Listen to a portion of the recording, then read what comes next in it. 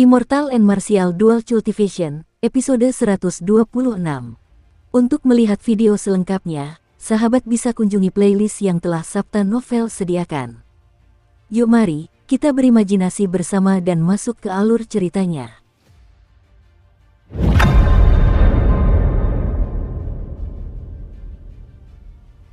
Di kejauhan, Mu Heng dan Zhang Lai memandang Murong Chong yang kalah.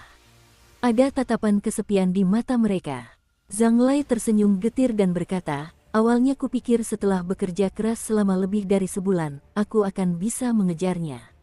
Siapa sangka, dia malah semakin menjauh dariku. Sekarang, itu seperti mimpi yang jauh. Bahkan Murong Chong pun bukan tandingannya lagi.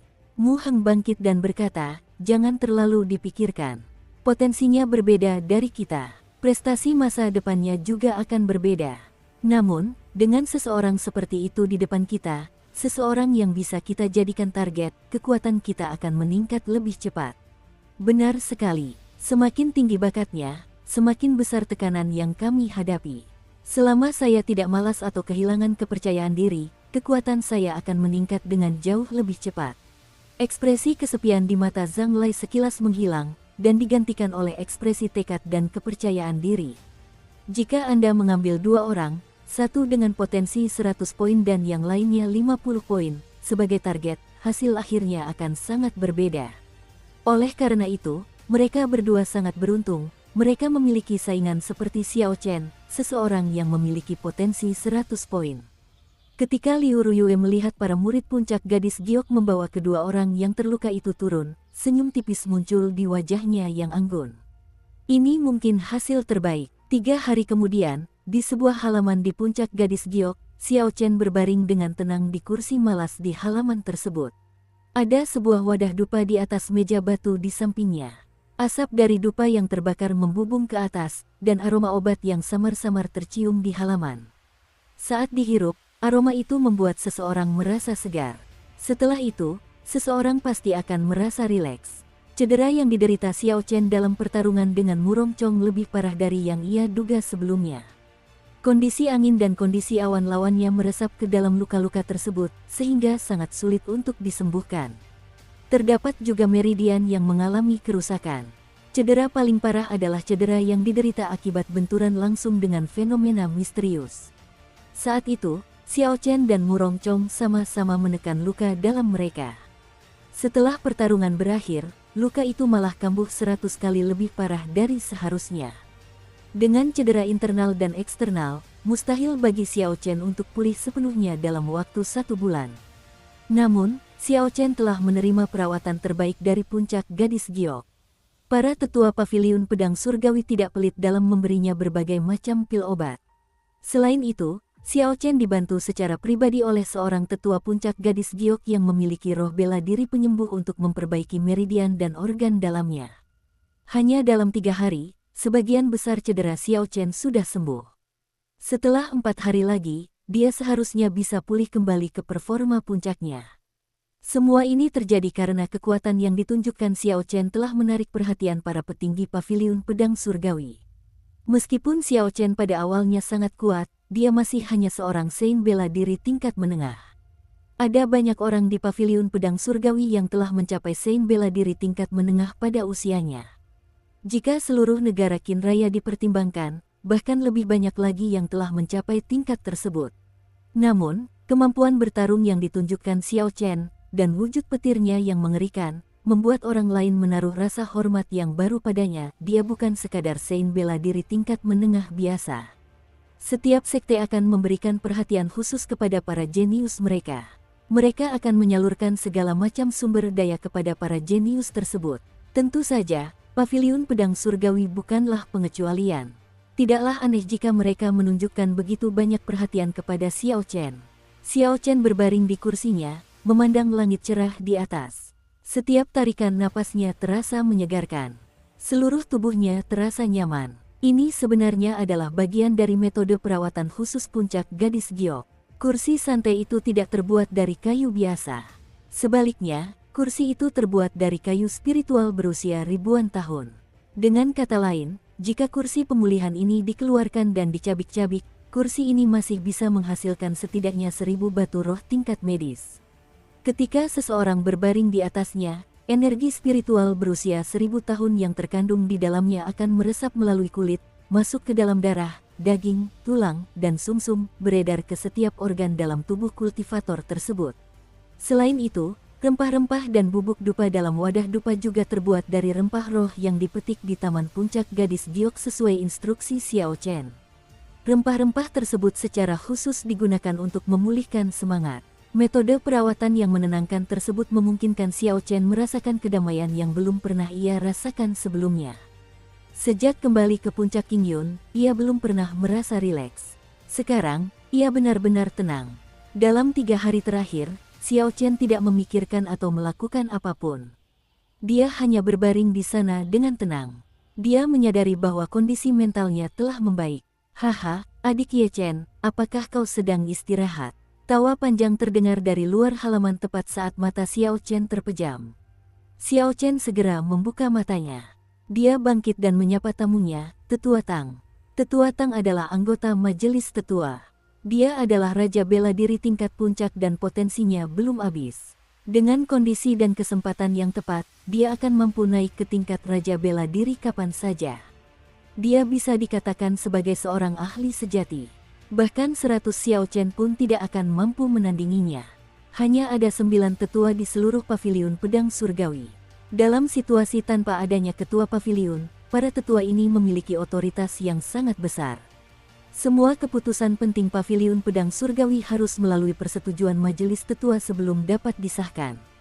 Tetua Tang telah datang menemui Xiao Chen pada hari pertama kesembuhannya. Tujuan kunjungannya telah menempatkan Xiao Chen dalam posisi yang sulit. Tetua Tang telah melihat bakat Xiao Chen dan telah menjanjikan banyak keuntungan kepadanya, ingin menjadikannya murid pribadinya. Xiao Chen sudah pernah menolaknya sekali. Tujuan kunjungannya kali ini seharusnya sama.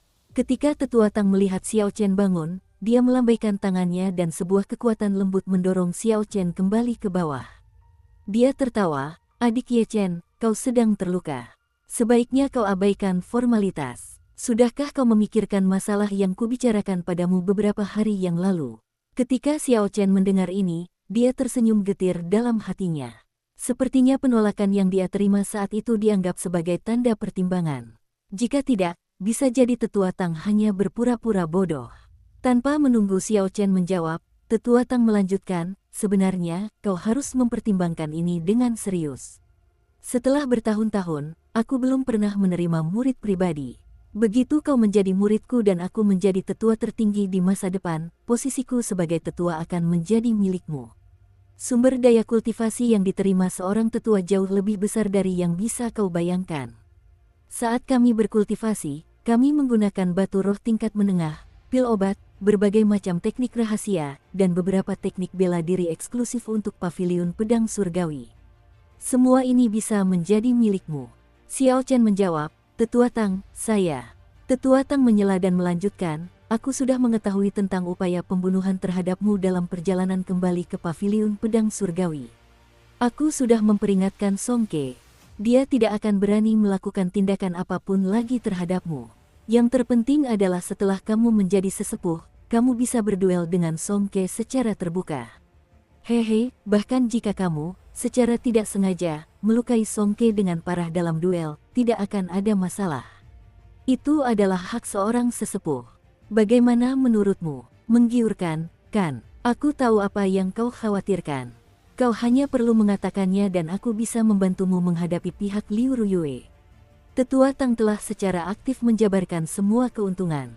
Jika Xiao Chen mengatakan dia sama sekali tidak tergoda, dia akan berbohong. Namun, syarat-syarat ini tidak cukup untuk menggoyahkannya. Xiao Chen berkata dengan tenang, maafkan saya, Tetua Tang. Saya benar-benar tidak bisa setuju. Haha, Tetua ke-9 datang lagi untuk merebut muridku. Tepat ketika Tetua Tang hendak melanjutkan, terdengar tawa merdu di halaman. Itu Liu Ruyue, berjalan santai. Ketika Tetua Tang melihat Liu Ruyue datang, ia tak kuasa menahan rasa malu. Terlepas dari situasinya, ia tetaplah seorang senior. Tertangkap basah mencoba merebut murid, siapapun akan merasa malu karenanya. Haha, Ruyue kecil bercanda, bagaimana mungkin aku merebut muridmu? Aku hanya di sini untuk menjenguk adik Ye Chen. Aku akan pergi dulu. Jika adik Ye Chen mengalami masalah di kemudian hari, kau bisa datang menemuiku. Ketika Tetua Tang melihat Liu Ruyue sudah tiba, dia menertawakan hal itu dan segera pergi. Xiao Chen langsung merasa lebih tenang. Dia menatap Liu Ruyue dan tersenyum, untung kau datang. Kalau tidak, aku akan berada dalam posisi yang sangat sulit. Liu Ruyue menghela napas dalam hati. Ia teringat saat pertama kali bertemu dengan Xiao Chen. Hingga hari ini, ia masih merasa itu lucu. Namun, penilaiannya benar. Dia adalah seseorang yang dapat mengembalikan kejayaan puncak Qingyun. Liu Ruyue tidak memiliki tujuan lain datang ke sini, dia hanya datang untuk menemui Xiao Chen, memeriksa lukanya, dan menemaninya untuk membantunya menghabiskan waktu. Mereka berdua mengobrol lama, sebagian besar pembicaraan mereka adalah tentang pemahaman mereka tentang jalan bela diri. Kekuatan mereka berdua kini hampir setara. Hubungan guru-murid sudah renggang, lebih seperti hubungan antara teman dan guru. Langit perlahan menjadi gelap. Saat senja tiba, mereka berhenti berbicara dan Liu Ruyue pun pamit. Beberapa hari berikutnya berlalu dengan damai.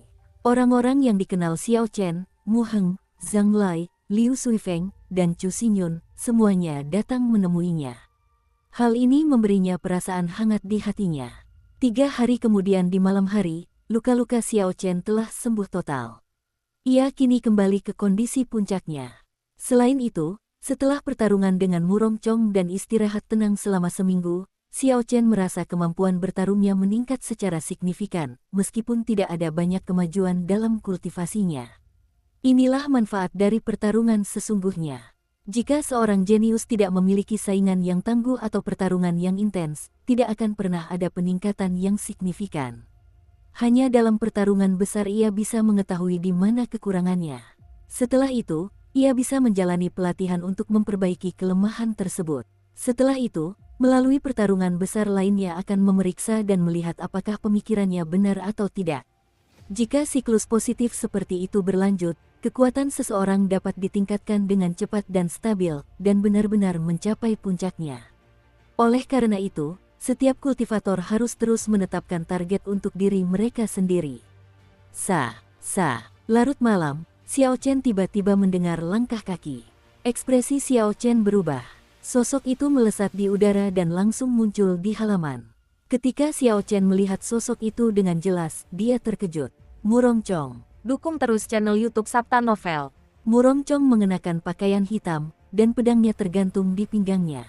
Dia berjalan keluar dari kegelapan dan menghampiri Xiao Chen. Xiao Chen kembali tenang. Ia bertanya dengan ragu, apa yang kau lakukan di sini? Apakah kau di sini untuk bertarung denganku lagi? Wajah tampan Murong Chong tetap tanpa ekspresi. Dia berkata dengan acuh tak acuh, untuk sekarang tidak perlu. Kau benar, ada beberapa hal yang bukan milikmu sampai kau menggenggamnya. Dulu aku terlalu berpegang teguh. Sekarang setelah menyadari hal ini, aku memutuskan untuk meninggalkan tempat ini. Xiao Chen tidak terkejut dengan ucapan Murong Chong. Dengan kultivasi dan kekuatannya, dia telah mencapai batas kemampuan di Paviliun Pedang Surgawi. Dengan potensinya, Paviliun Pedang Surgawi tidak akan mampu menahannya di sini. Hanya masalah waktu sebelum dia pergi. Xiao Chen menurunkan kewaspadaannya dan ekspresinya menjadi lebih hangat. Dia bertanya, kau berniat pergi kemana? Sejujurnya, Xiao Chen tidak merasa bermusuhan terhadap Murong Chong. Meskipun orang ini tidak akur dengannya, dia memiliki karakter yang tegas, dan dia terbuka serta jujur dalam melakukan sesuatu. Bahkan, Xiao Chen justru menghargai karakter seperti itu. Aku tidak tahu, aku akan memikirkannya setelah meninggalkan negara Qin Raya. Di antara negara-negara lain di benua Tianwu, negara Qin Raya adalah yang terlemah. Jika aku membatasi pandanganku hanya pada negara Qin Raya, aku tidak akan mencapai banyak hal di masa depan. Aku harus meninggalkan negara Qin Raya. Meninggalkan negara Qin Raya. Xiao Chen menyetujui keputusan itu. Setelah dinasti Tianwu hancur, semua urat roh di benua itu berada dalam kekacauan. Selain negara Jin Agung, kepadatan energi spiritual dari 4 negara lainnya tidak dapat dibandingkan dengan zaman dinasti Tianwu, apalagi zaman kuno. Dengan menipisnya energi spiritual, kecepatan kultivasi seorang kultivator menurun. Dengan jumlah bakat yang sama dan lingkungan pelatihan yang berbeda, terdapat perbedaan besar dalam pertumbuhan kekuatan. Selain itu, dari keempat negara tersebut, kepadatan energi spiritual negara Qin Raya adalah yang terendah. Inilah sebabnya mengapa negara Qin Raya hanya memiliki 3 sekte besar. Terlalu sedikit urat roh yang dimilikinya. Suatu hari nanti, Xiao Chen pun akan pergi. Dunia ini begitu luas dan menakjubkan. Jika dia tidak menjelajahi dan melihat, dia akan mendapatkan banyak penyesalan dalam hidupnya. Xiao Chen pernah mendengar bahwa, selain benua Tianwu, terdapat pulau-pulau yang tak terhitung jumlahnya di seberang lautan yang tak terbatas. Setiap pulau memiliki ukuran sebesar sebuah negara. Selain itu, urat roh mereka berada jauh di dalam laut. Urat-urat itu tetap utuh sejak zaman kuno. Kita hanya bisa membayangkan betapa mengerikannya para jenius di sana. Namun, masih banyak hal yang belum Xiao Chen capai di negara Qin Raya. Dia bisa pergi sekarang. Setidaknya, dia harus memahami teknik mendengarkan pedang dan berkomunikasi dengannya sebelum dia bisa pergi. Murong Chong berkata, "Jangan berpikir bahwa kau adalah yang terkuat di antara generasi muda Paviliun Pedang Surgawi setelah mengalahkanku. Bukankah Murong Chong adalah petarung peringkat pertama yang sebenarnya?" Xiao Chen dipenuhi keraguan saat dia bertanya, "Apa maksudmu?" Murong Chong berkata, "Sejak zaman kuno, para ahli sejati Paviliun Pedang Surgawi telah tinggal di perkemahan pedang ilahi. Hanya setelah kau memasuki perkemahan pedang ilahi, Paviliun Pedang Surgawi akan mewariskan teknik rahasia sejati kepadamu." Xiao Chen sendiri telah merasakan kekuatan dari kam pedang ilahi. Hanya dengan menatapnya saja, dia sudah merasa takut. Teknik bela diri yang mengikuti jalan pembunuhan memang mengerikan. Namun, sekarang berbeda. Xiao Chen belum memahami keadaan apapun saat itu. Jika itu adalah Xiao Chen yang sekarang, bahkan jika dia tidak bisa mengalahkan mereka, dia tidak akan kalah dalam hal aura saat menghadapi ahli kam pedang ilahi. Lalu mengapa kau tidak bergabung dengan kam pedang ilahi? Mengingat bakatmu, seharusnya mereka sudah mengirimkan undangan kepadamu, kata Xiao Chen. Ekspresi Murong Chong tidak berubah. Ia berkata dengan nada bertele-tele, "Saya menerima undangan itu 2 tahun lalu. Namun, saya menolaknya. Anda akan mengerti alasannya setelah menerima undangan itu. Selain kam pedang ilahi, hanya ada satu orang yang harus Anda perhatikan di Paviliun Pedang Surgawi." Ketertarikan Xiao Chen pun muncul, lalu dia bertanya, "Siapa?" "Leng Liusu." Murong Chong menjawab dengan acuh tak acuh, "Putri dari mantan ketua Paviliun, Leng Liusu. Ada alam rahasia di Paviliun Pedang Surgawi. Asal-usul urat roh Paviliun Pedang Surgawi mengalir melalui sana. Hanya keturunan kaisar pedang yang berkultivasi di sana setelah mereka naik ke tingkat Sein bela diri. Setengah tahun yang lalu, Leng Liusu naik pangkat menjadi Sein bela diri. Bakatnya tidak kalah dengan bakatmu atau bakatku. Dia juga memiliki garis keturunan kaisar pedang. Dengan bantuan asal-usul urat roh, dia akan mengejutkan seluruh negara Qin Raya ketika dia muncul."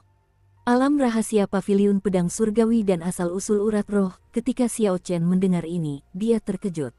Dia teringat dunia bawah tanah dan ruang aneh yang pernah dia masuki. Ada juga sajadah di dalam lubang pohon itu. Alam rahasia yang disebutkan Murong Chong kemungkinan besar ada di sana. Tak heran dia tidak bisa mendudukinya di masa lalu. Selain kurangnya kultivasi, dia juga perlu memiliki garis keturunan kaisar pedang. Xiao Chen akhirnya tercerahkan tentang hal itu. Urat roh adalah sesuatu yang bahkan diinginkan oleh Raja Iblis. Hanya dengan memikirkannya, seseorang dapat membayangkan berkultivasi di atasnya dan seberapa besar peningkatan kecepatan kultivasi yang akan terjadi. "Saya permisi. Meskipun Anda akan pergi cepat atau lambat, saya harap Anda akan menyebarkan nama puncak Qingyun sebelum Anda pergi." Murong Chong menangkupkan tangannya dan berkata, "Saya harap kita akan bertemu lagi di masa depan." Segera setelah dia berbicara, sosok Murong Chong muncul sekilas dalam kegelapan dan dengan cepat menyatu, menghilang sepenuhnya dari pandangan Xiao Chen. Sudut bibir Xiao Chen melengkung membentuk busur. Dia tersenyum tipis dan berkata, "Sungguh orang yang menarik." Setelah banyak bicara, hal terakhir yang dia katakan adalah yang terpenting. Dia jelas masih belum bisa melepaskan mengapa dia masih berpura-pura. Dalam 7 hari itu, Xiao Chen telah mendengar tentang 3 gaya cuaca milik Murong Chong. Setelah ia menciptakannya, ia memperoleh pemahaman yang lebih dalam tentang kekuatannya. Ia mampu menggabungkan berbagai wujudnya di usia yang sangat muda, baru 20 tahun. Kemudian, ia menciptakan teknik bela diri miliknya sendiri. Bakat seperti itu di benua Tianwu, bahkan di zaman kuno, sangatlah langka. Selain itu, perasaan Xiao Chen adalah bahwa 3 gaya cuaca belum benar-benar sempurna. Setelah menegur langit dan bumi, setidaknya masih ada 5 gerakan lagi. Setelah dia menyelesaikan gerakan-gerakan terakhir itu, Xiao Chen yakin akan sangat sulit untuk mengalahkannya. Sekalipun Murong Chong tidak mencapai puncak jalan bela diri, namanya akan diwariskan kepada generasi selanjutnya karena teknik pedang awan angin ini. Murong Chong harus dianggap sebagai salah satu pendekar pedang sejati yang disebutkan Yun Kexin, terlepas dari kondisi paviliun pedang surgawi. Setelah langit menjadi terang, Xiao Chen pergi menyapa orang-orang di puncak Gadis Giok sebelum meninggalkan puncak Gadis Giok menuju puncak Qingyun. Xiao Chen akhirnya kembali ke puncak Qingyun yang sudah dikenalnya. Seperti sebelumnya, hanya ada sedikit tanda-tanda permukiman manusia. Di perjalanan, Xiao Chen teringat kata-kata Murong Chong. Dia menghela napas dalam hati, memang terlalu sedikit orang di puncak Qingyun. Sebelum saya pergi, saya harus melakukan semua yang saya bisa untuk membantu Qingyun Peak mendapatkan kembali prestisenya seperti dulu. Xiao Chen belum berjalan jauh ketika melihat sosok putih yang familiar. Itu adalah Xiao Bai yang berlari cepat ke arahnya. Di belakangnya ada Liu Ruyue, Liu Suifeng, Cao Yang, dan Xiao Meng. Xiao Chen tersenyum lembut dan mengangkat Xiao Bai ke dalam pelukannya. Kemudian dia menuju ke Liu Ruyue dan yang lainnya. Xiao Meng tertawa dan berkata, Xiao Bai benar-benar luar biasa, ia tahu kau akan kembali dari tempat yang begitu jauh. Bahkan kami pun tidak tahu kau akan pulih sepenuhnya hari ini. Wajah Liu Ruyue membaik setiap harinya. Saat ini, ketika Xiao Chen melihatnya, dia telah memulihkan pesonanya seperti dulu. Setelah menderita luka seperti itu, kesempatannya untuk naik ke tingkat Raja Bela Diri kemungkinan akan datang setelah dia sembuh total. Apakah kamu sudah pulih sepenuhnya? Tanya Liu Ruyue dengan suara lembut. Xiao Chen mengangguk sedikit. Ketika Liu Suifeng melihat situasi tersebut, dia tertawa dan berkata, ayo, Ye Chen, mari kita minum-minum. Cao Yang dan Xiao Ming juga akan ikut. Mari kita rayakan kemenanganmu atas Murong Chong secara resmi. Ketika Xiao Bai mendengar kata, minum, ia langsung gelisah. Ia berteriak tanpa henti, menunjukkan bahwa ia juga ingin ikut, membuat semua orang tertawa. Melihat senyum di wajah semua orang, Xiao Chen merasakan kehangatan di hatinya. Meskipun hanya ada sedikit orang di puncak Qingyun, mustahil menemukan keharmonisan seperti itu di puncak-puncak lainnya. Sekalipun ia meninggalkan puncak Qingyun di masa depan, ia akan selalu menyimpan momen-momen ini di dalam hatinya dan tidak akan pernah melupakannya. Baiklah, mari kita minum sepuasnya malam ini, Xiao Chen mengumpulkan pikirannya dan tersenyum. Di puncak terpencil pegunungan Lingyun, tanpa tanda-tanda permukiman manusia, Xiao Chen duduk di atas sebuah batu. Awan badai yang tak terbatas bergolak di langit di atasnya. Sehari setelah semua orang merayakan dan mabuk-mabukan, Xiao Chen mulai berlatih kultivasi. Setelah pertarungan dengan Murong Chong, dia tahu di mana kekurangannya. Karena kekuatan kondisinya tidak mencukupi, hal itu mengakibatkan kemampuan bertarungnya menurun hingga setara dengan seorang Saint bela diri biasa. Kekuatan semua gerakannya juga menurun. Oleh karena itu, dalam setengah bulan terakhir, ia mencoba memikirkan cara untuk memperkuat negaranya, berusaha untuk menutupi kekurangannya. Karena Xiao Chen mengolah mantra ilahi petir ungu, keadaan petirnya jauh lebih murni daripada kultivator biasa. Secara alami, kekuatannya juga jauh lebih besar. Kondisi serupa dengan kesempurnaan kecil tidak akan mampu bertahan melawan kondisi petir Xiao Chen, mereka akan mudah ditekan. Inilah alasan mengapa dia bisa menggunakan kesempurnaan kecil untuk bertahan melawan kondisi kesempurnaan agung Murong Chong. Semua ini disebabkan oleh mantra ilahi petir ungu yang setara dengan teknik kultivasi tingkat surga. Demikian pula, hal itu juga membuat peningkatan kondisinya menuju kesempurnaan agung jauh lebih sulit dari biasanya. Tahap awal hanya membutuhkan mantra ilahi petir ungu untuk naik ke lapisan kelima sebelum dia bisa membuat terobosan. Begitu dia berhasil menembus batas, tingkat kesempurnaan petir agungnya akan setara dengan tingkat kesempurnaan agung puncak milik orang lain. Ini merupakan keuntungan yang luar biasa. Untuk saat ini, karena Xiao Chen belum bisa mencapai tingkat kesempurnaan agung, dia harus memikirkan ide lain. Dulu, saat Xiao Chen bertarung melawan Murong Chong, ketika kekuatan suci roh bela diri naga biru dilepaskan, itu menekan keadaan awan angin lawannya. Ini memberi Xiao Chen sebuah ide cemerlang. Jika dia menyalurkan kekuatan suci ke dalam negara, bahkan tanpa negaranya mencapai kesempurnaan agung, kekuatannya akan meningkat secara signifikan. Ini adalah metode yang sangat bagus, tetapi menerapkannya dalam praktik sangat sulit. Setelah mencoba selama setengah bulan, dia tidak dapat menyalurkan kekuatan suci roh bela diri naga Azure. Kekuatan suci itu dapat dianggap sebagai aura dari binatang suci kuno, itu seperti aura manusia. Binatang suci kuno pasti memiliki aura unik mereka sendiri. Meskipun kemampuan Xiao Chen dalam mengendalikan aura tidak setara dengan beberapa ahli yang dapat menggunakan tatapan tajam untuk mengubah aura mereka menjadi pedang dan menimbulkan rasa takut pada lawan, ia tetap mampu melepaskan atau menarik kembali auranya sesuka hati. Memasukkan auranya sendiri ke dalam keadaan tersebut bukanlah hal yang sulit. Namun, mengendalikan aura roh bela diri naga Azure itu sulit. Di masa lalu, ketika roh bela diri Xiao Chen masih utuh, hal itu mungkin dilakukan, dia hanya perlu mengeluarkannya dari dantiannya. Kini, roh bela dirinya telah hancur dan bersemayam di sekitar 300 titik akupuntur di tubuhnya. Saat ini, ia baru membuka 13 dari 18 titik akupuntur di lengan kanannya. Menggunakan 13 kinaga bersama dengan aura dan menyerang seseorang itu mudah, dia hanya perlu mengirimkannya. Mengubah kinaga menjadi aura naga biru, memurnikannya, dan memasukkannya ke dalam wujud tersebut merupakan masalah besar. Xiao Chen mengangkat kepalanya dan melirik awan petir di atasnya. Perlahan ia mengulurkan tangan kanannya, dan dengan sebuah pikiran, titik akupuntur Feng Yan langsung meledak. Sebuah kinaga biru muncul. Titik akupuntur Laogong, titik akupuntur Daling, titik akupuntur Neiguan, untaian kinaga berwarna biru langit mengalir keluar. Ke-13 titik akupuntur di lengan kanannya terbuka, dan semua ki naga menyatu. Mereka membentuk naga biru sepanjang sekitar 10 meter, melingkari lengan kanan Xiao Chen. Sisik naga menutupi tubuh naga itu, tampak sangat nyata.